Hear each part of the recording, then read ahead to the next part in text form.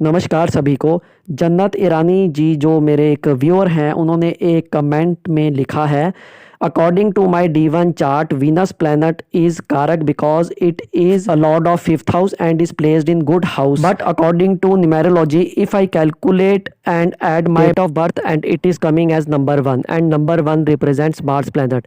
So now if I have to choose between Mars and Venus which is my कारक planet. इनके प्रश्न को एक बार मैं हिंदी में रिपीट कर दूं। ये कह रहे हैं कि लगन कुंडली के अनुसार शुक्र ग्रह इनका कारक है, वो पंचम भाव का स्वामी है, शुभ भाव में बैठा है, लेकिन अंक ज्योतिष के हिसाब से जब ये अपना डेट ऑफ बर्थ कैलकुलेट करते हैं तो एक आ रहा है जिसका कारक मंगल ग्रह होता है।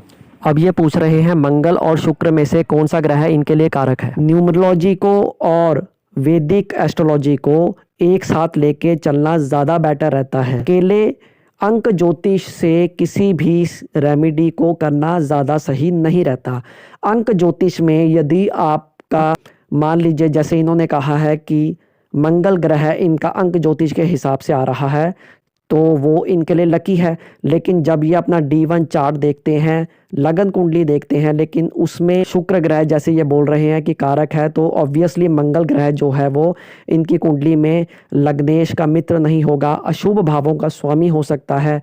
चाहे वो किसी भी भाव में बैठा हो, वो कारक नहीं माना जाएगा। तो ऐसी स्थिति में शुक्र और मंगल में से इनको किसे चूज करना चाहिए, किसका रत्न धारण करें, कौन सा ग्रह इन दोनों में से इनके लिए विशेष फलदायी रहेगा, किस ग्रह को बल देने की आवश्यकता है, ये कैसे चूज करें। सबसे पहले आप ये देखिए कि अंक ज्योतिष के हिसाब से जैसे कि मंगल ग्रह इनका बन रहा है, लगन चार्ट में मंगल ग्रह किस भाव में बैठा है। मंगल ग्रह लगन चार्ट में यदि किसी ऐसे भाव में बैठा है जो हाउस ऑफ लॉस है, यानी कि छठे भाव में हो गया, अष्टम में हो गया, द्वादश में हो गया, लगन में हो गया, क्योंकि लग्नेश का शत्रु लगन में बैठेगा तो भी नुकसान करेगा। मंगल मारक स्थान में बैठा होगा दूसरे अथवा सप्तम में तो भी ये नुकसान करेगा। यदि अंक ज्योतिष के हिसाब से जो आपका ग्रह बन रहा है वो D1 चार्ट में अच्छी पोजीशन में, अच्छे भावों में नहीं है, खराब भावों में है, खराब ग्रहों से दृष्ट है, राहु केतु के एक्सिस में है, अपने शत्रु ग्रहों के साथ बैठा है, ऐसी अवस्था में आप अंक ज्योतिष के हिसाब से जो निकला हुआ आपका ग्रह है उसकी रेमेडी मत करें, को स्ट्रॉन्ग मत करें। लेकिन इसके विपरीत यदि अंक ज्योतिष के हिसाब से आपका जो ग्रह निकला है वो ग्रह आप लगन कुंडली D1 चार्ट में चेक करिए। यदि D1 चार्ट में वो लग्नेश का चाहे वो शत्रु हो लेकिन वो अच्छे भाव में बैठा है, उसको बल की प्राप्ति है, दिशा बल की प्राप्ति है, राहु केतु के एक्सिस में नहीं है, शुभ कर्तरी योग में है, अस्त नहीं है, अपने किसी शुभ ग्रह के साथ बैठा है, अपने किसी मित्र ग्रह के साथ बैठा है, शुभ ग्रहों से दृष्ट है, ऐसी अवस्था में आप अंक ज्योतिष के हिसाब से निकले हुए ग्रह की रेमेडी करके उसको और अच्छा कर सकते हैं, सक्सेस वहाँ से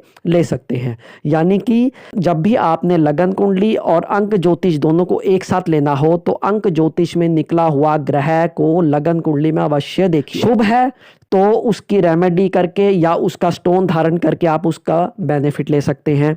अगर वो अशुभ है लगन कुंडली में D1 चार्ट में तो उसको रहने दें और D1 चार्ट के अनुसार जो आपका ग्रह शुभ है, जो आपका ग्रह कारक है, जो आपका ग्रह कारक होकर अच्छे भाव में बैठा है परंतु कमजोर है, ऐसी अवस्था में उसका रत्न धारण करके या उसकी रेमेडी करके आप अच्छा बेनिफिट ले सकते हैं। उम्मीद है आपको आज की वीडियो से काफ़ी कुछ सीखने को मिला होगा।